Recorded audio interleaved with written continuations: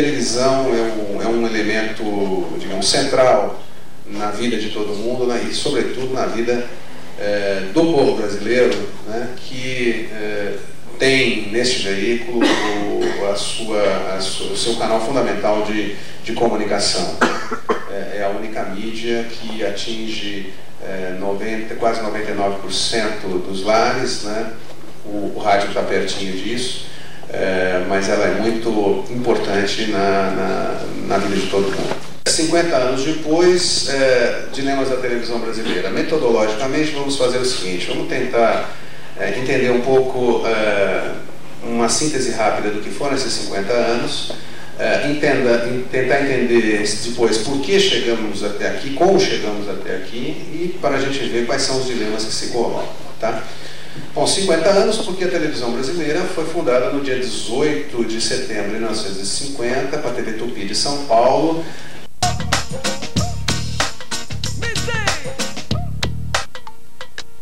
A história da televisão a gente pode dividir em décadas quase perfeitas, né? A primeira década é a década da televisão ao vivo. Né? A televisão, o videotape só vai ser criado em 1956 nos Estados Unidos e vai ser introduzido no Brasil na virada de 1959 para 60. Na década de 50 você tem então uma televisão local. Quer dizer, ou seja, você tem televisão, a televisão alcança um raio de mais ou menos 60 km, 70 km em torno das antenas, né? E faz com que se concentre em torno das estações o talento artístico, técnico, jornalístico, publicitário, ele se concentra em torno das emissoras.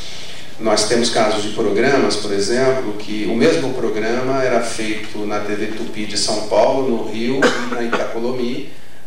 Tinha o mesmo nome o programa, era o mesmo script, só que o elenco, o elenco se deslocava de trem ou de avião para as 3 cidades e fazia o programa em dias diferentes. Fazíamos na segunda-feira em São Paulo, na quarta no Rio, na sexta em Belo Horizonte, por exemplo. Isso acontecia muito, mas era no caso dos programas de maior sucesso, mas de modo geral os programas eram locais. Então você tem uma televisão dos anos 50, ela é ao vivo, porque não tem videotape, e ela é local, porque não tem como fazer os programas chegar mais longe, né? Essas são as suas principais características.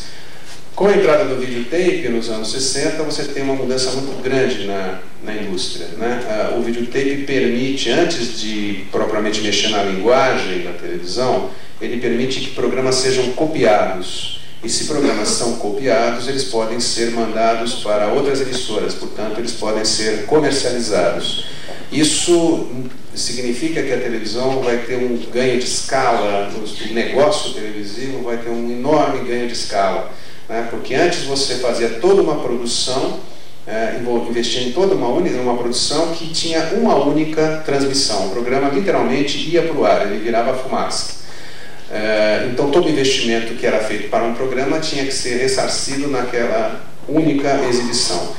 Na medida em que os programas podem ser gravados e veiculados outras vezes em reprises ou veiculados em outras emissoras, a lucratividade de cada programa aumenta brutalmente. Logo, as emissoras se capitalizam muito se elas têm condições de reinvestir esse dinheiro em produção, e a televisão tem uma forte expansão nos anos 60.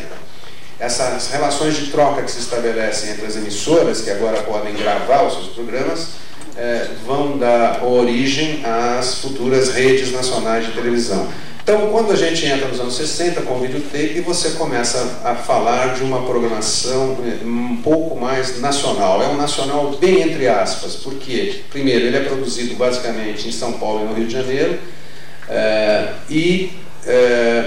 ele não é difundido pelo país inteiro. Porque você não pode dizer que um programa passe no Brasil inteiro, isso ainda não vai acontecer nesse período, né? Há um fenômeno importante, uma decorrência desse processo, né, que o videotape traz, é a centralização da produção no Rio de Janeiro e em São Paulo. Quer dizer, onde estão o maior número de emissoras e as emissoras mais fortes, e onde estão os maiores anunciantes com dinheiro para financiar toda essa operação. em fevereiro de 69, nós nos conectamos ao consórcio do satélite Intelsat. Então, pela primeira vez, o Brasil se conectou à televisão mundial. A gente pôde receber imagens do mundo e mandar imagens para outros locais do mundo, né? Então, foi o que nos permitiu assistir a descida do homem na Lua em julho de 69 e no ano seguinte assistir a primeira Copa do Mundo ao vivo. Foi a Copa de 70, um espetáculo inesquecível, quem pôde assistir aquilo, né? Muito bem, então essa possibilidade técnica trazida pelo sistema de telecomunicações funda as redes nacionais de televisão. Então, data dessa época o surgimento de Rede Globo, Rede Bandeirantes, Rede Record e assim por diante. E aprofunda-se, portanto, o processo de centralização da programação no Sudeste, basicamente eixo Rio-São Paulo, e de enfraquecimento das televisões regionais. No final dos anos 70 para os 80, nós temos, na verdade, nos 80 você tem o lançamento do satélite brasileiro, o Brasilsat, o que nos dá uma autonomia, né, maior, né, em termos de o uso do satélite Intelsat. Então era muito caro para as emissoras, o que limitava um pouco a difusão de televisão para áreas do território nacional onde não chegava por micro-ondas de terra e tinha aí por parabólica. Então tinha zonas de sombra enormes no país, a Amazônia inteira não recebia televisão e tudo mais. Com o satélite brasileiro você tem finalmente a cobertura completa, 100% do território nacional coberto por sinal de televisão, e todas as redes passam a transmitir sua programação em tempo real para todo o território nacional. Então a gente pode dizer que nós temos uma televisão efetivamente nacional, cobrindo o país inteiro, a partir no final dos anos, no início dos anos 80.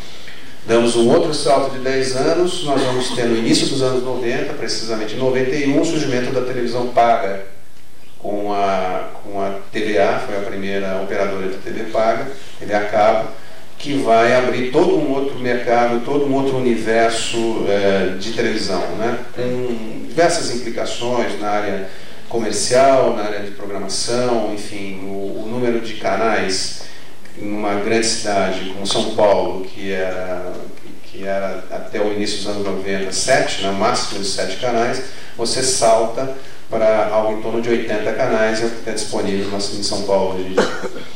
Então, isso, evidentemente, para boa parte dos canais internacionais, outra parte nacionais, enfim, abre-se o campo enormemente, com uma série de implicações, desdobramentos, que nós estamos ainda estudando até hoje, porque é um campo muito vasto. Então, como vocês podem ver, essas 5 décadas podem ser periodizadas quase perfeitamente, né, a cada 10 anos, né?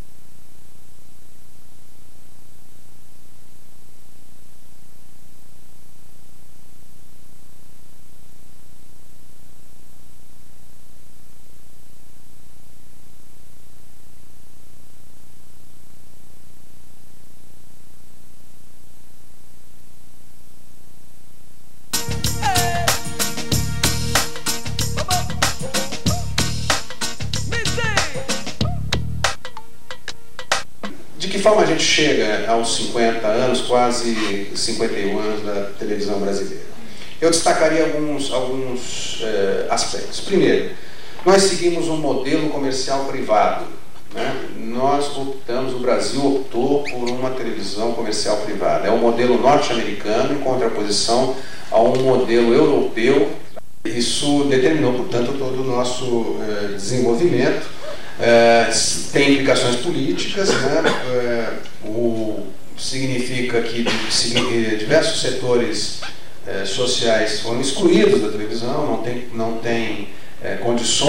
tiveram condições de ter um canal de televisão, Uma das condições para se conseguir uma licitação, uma concessão de TV, é você ter capacidade financeira, quer dizer, quem não tiver muito dinheiro não pode nem se habilitar a disputar um canal de televisão comercial. Então determinou, evidentemente, que isso está na mão da iniciativa privada, dos grandes investidores, e não de segmentos sociais, instituições, organizações que poderiam talvez fazer uma televisão diferenciada, mas que foram excluídas pela própria lógica do modelo que foi adotado. Nós tivemos, no final dos anos 60, na verdade em 1967, o surgimento da televisão educativa. A televisão educativa surge aqui com uma contrafacção à televisão comercial, na verdade com a pretensão de corrigir distorções que se via no modelo da televisão comercial privada. Quer dizer, imaginava-se quando a televisão surgiu, lá nos anos 50, aqui, que ela pudesse cumprir aquelas 3 funções que os manuais de televisão dizem que ela cumpre. Entreter, informar e educar. Imaginava-se que a televisão comercial pudesse fazer as 3 coisas. E depois foi se percebendo que informar, até que ela informa razoavelmente, educar nem pensar, e o negócio dela é mesmo entreter. Então descobriu-se que o tripé estava manco e que era necessário intervir nisso. Então surgiu a ideia da televisão educativa, financiada pelo Estado, exatamente para suprir a função educacional que a iniciativa privada era incapaz de fazer no modelo vigente. Outra coisa importante é que optou-se aqui por restringir a televisão apenas ao capital nacional, quer dizer, na verdade é o capitalista nacional, a pessoa física, né? O nosso ordenamento jurídico determina que a televisão só pode ser de propriedade, a televisão aberta no Brasil, ela só pode ser de cidadão brasileiro ou naturalizado há 10 anos, no mínimo 10 anos. E empresas não podem ser donas de canais de televisão, só pode ser dono pessoas físicas, né? Bom, o terceiro ponto, o aspecto do nosso modelo que eu ressaltaria, é exatamente essa da organização da televisão em grandes redes nacionais, levando, portanto, à fraqueza das redes regionais, ou da televisão regional, ou da televisão local. Isso é um sério problema cultural, né? Isso representou, na verdade, uma enorme hegemonia do Sudeste sobre as demais regiões do país, e mais propriamente de São Paulo e do Rio de Janeiro sobre as outras regiões do país, né? Quando a gente vê uma novela Porto dos Milagres, a gente não vê a Bahia, a gente vê determinada Bahia, a gente vê uma Bahia lida por olhos do Rio de Janeiro, certo? Da mesma forma, quando a televisão vai para qualquer outro lugar do país e tal, né, e trata dos problemas das demais regiões. É sempre, a meu ver, um olhar muito Rio-São Paulo, que é colocado de forma, digamos, imperial, até sobre o país inteiro. Então temos um problema cultural aí, quer dizer, o fato de não termos televisão local e regional forte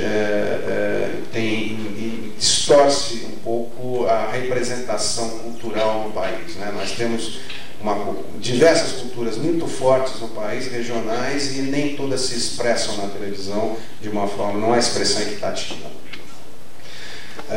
Nós seguimos também, quer dizer, um outro problema, uma quarta característica que eu apontaria é que nós seguimos, pelo menos dos 50 anos, nos últimos 35 anos, pelo menos, nós seguimos uma programação que é centrada fundamentalmente em teledramaturgia e jornalismo. O horário nobre, a grade de programação no horário nobre é amarrada com novelas e jornais. Esse é um modelo que foi implantado no início da década de 60, e que foi consolidado na TV Globo e que virou um paradigma para toda a televisão. Quem não faz sanduíche de novela com jornal é porque não tem dinheiro, só porque não tem dinheiro para fazer novelas de boa qualidade, porque se tivesse, faria, né? Então, de qualquer, seja porque as emissoras procuram fazer este formato, sejam porque elas procuram formatos alternativos a esse, o fato é que teledramaturgia e jornalismo são, digamos, os principais programas, o eixo da programação da televisão brasileira. E não é por outra razão que são os programas de maior audiência, né? As telenovelas das 7, das 8 e o Jornal Nacional são os programas de maior audiência da televisão. Agora é que esse modelo está entrando em crise, agora é que nós está surgindo, digamos, até a busca de novos parâmetros. Mesmo na teledramaturgia, esse ano nós vimos a grande experimentação que a Globo fez. Ela está experimentando no Brava Gente, ela voltou com a Grande Família, algumas emissoras estão tentando, a Bandeirantes fez no ano passado, retrasado, tentou fazer comédias, sitcoms, né, comédias de costumes aqui, o Sai de Baixo foi uma tentativa. Quer dizer, a própria teledramaturgia está tateando em busca da saída do formato telenovela, que acabou sendo, hoje em dia, é mais do que uma solução, é uma camisa de força. Um quinto elemento que eu apontaria é a contradição que nós temos entre uma programação dita de elite e uma programação dita popular. Quer dizer, o trocado em miúdos, padrão Globo versus padrão SBT. Durante muito tempo, o padrão de gosto de classe média de elite foi o dominante, né? Os programas, o Silvio Santos dava muita audiência, mas não tinha prestígio algum, né? O Chacrinha dava audiência, mas também não tinha prestígio. E enquanto você tinha programas de muito menor audiência que eram extremamente valorizados, né? Os próprios telejornais e algumas novelas, minisséries, né? Você tem formatos que são, né, digamos, de um conteúdo um pouco mais refinado, né? Mas efetivamente está havendo uma mudança no gosto do médio do brasileiro, né, da década de 90 para cá. Eu vou falar isso, quer dizer, eu vou tentar falar isso com o mínimo de conteúdo, eu não estou tentando valorar, tá? Mas está havendo um processo de breguização, né? Eu não gosto de dizer popularização, porque popularização pressupõe a ideia de que classes populares têm mau gosto e elite tem bom gosto. Eu acho que isso não vale, né? Porque existe a cultura popular é riquíssima, tem coisas maravilhosas, e a elite brasileira é grossa como uma lista telefônica, de modo que é complicado trabalhar com essa categoria de popularização, né? Então está havendo, na verdade, uma breguização da televisão.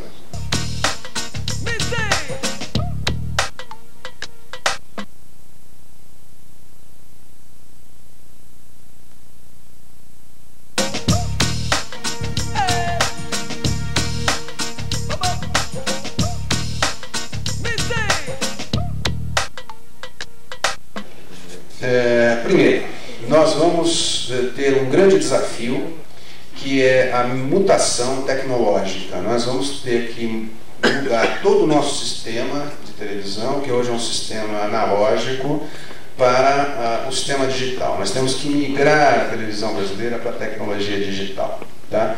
Isso é uma mudança muito mais profunda do que foi trocar televisão preto e branco por televisão colorida, o que aconteceu em 1972, a partir de 1972. Muito mais profundo, porque implica em mudar tudo o que existe, todos os sistemas de captação de imagens, de geração, de transmissão, de recepção, ou seja, da primeira das câmeras ao último dos televisores domésticos, tudo vai ter que ser trocado ou adaptado para receber televisão digital.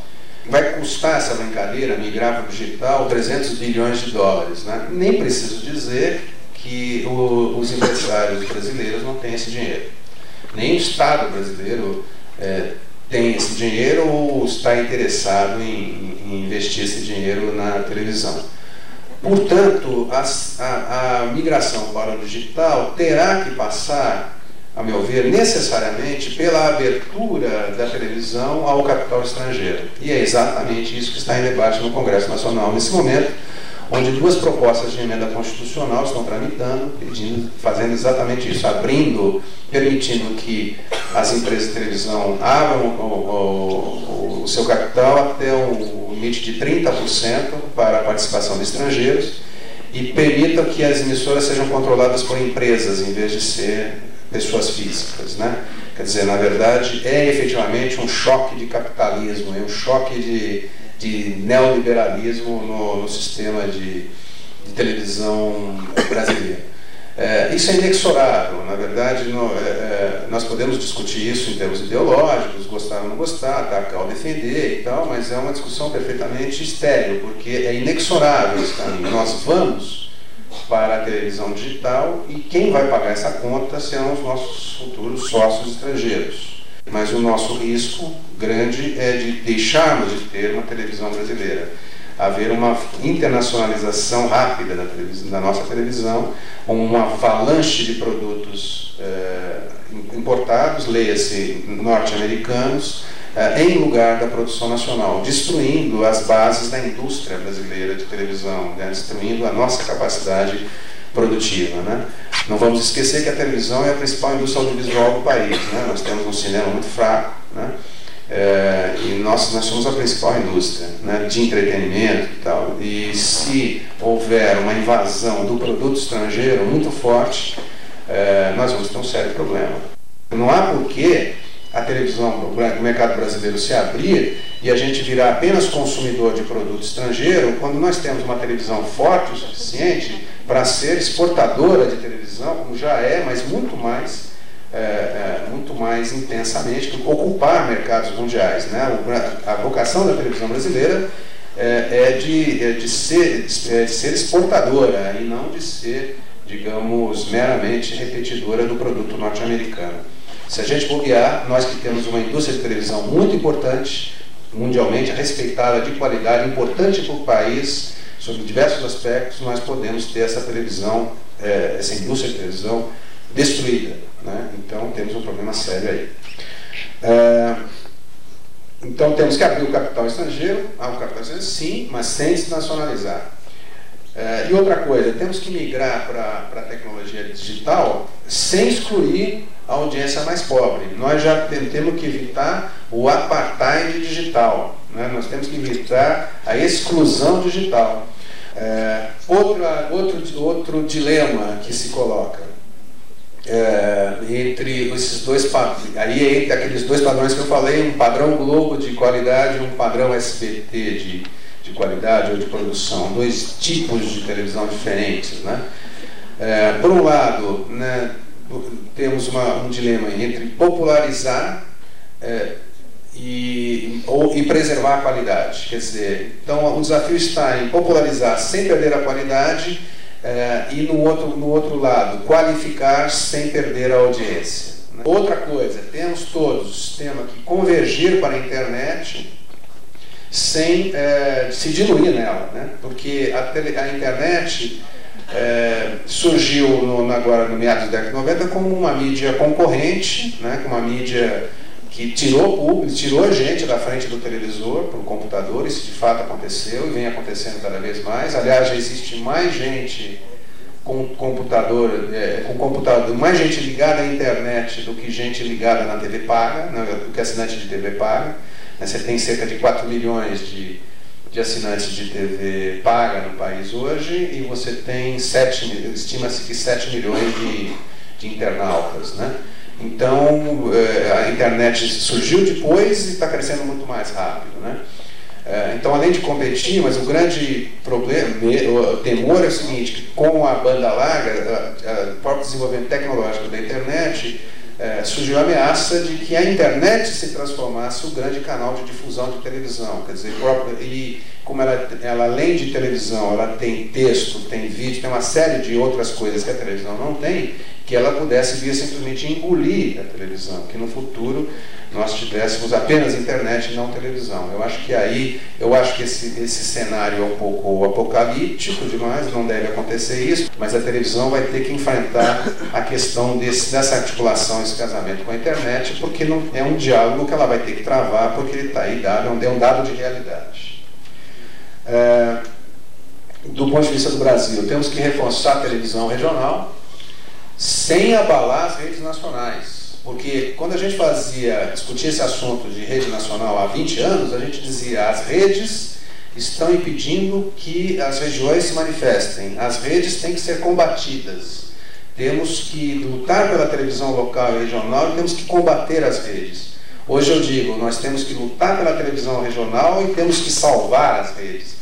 Porque salvar as redes das mãos do capital internacional, porque elas são a defesa do país, elas são o nosso reduto de defesa de uma identidade nacional, elas são uma linha de defesa muito importante, né? Então temos que estimular sim a televisão local, para que todas as culturas regionais que estão reprimidas hoje na mídia, na tela, tenham acesso, ocupem espaço, mas nós não podemos reprimir, nós não podemos fragilizar a televisão nacional, de rede nacional, sob pena de sermos invadidos pela televisão internacional e a gente se ir para um processo de desnacionalização cultural que compromete a nossa identidade, vai ser um problema político e cultural de grandes e graves consequências.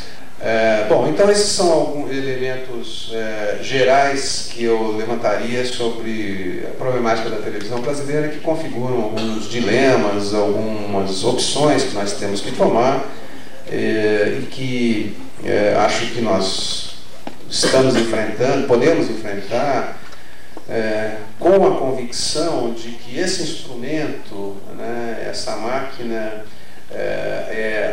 absolutamente, eu a vejo como, na verdade, com a máquina, uma dádiva da tecnologia, na verdade, um instrumento fantástico de difusão de informação, de conhecimento, e que precisa ser domado, ou precisa ser melhor controlado para que ele cumpra efetivamente não só aquela perna do entretenimento, mas ele cumpra também a da informação, da educação, que seja importante para o desenvolvimento cultural, social do nosso povo.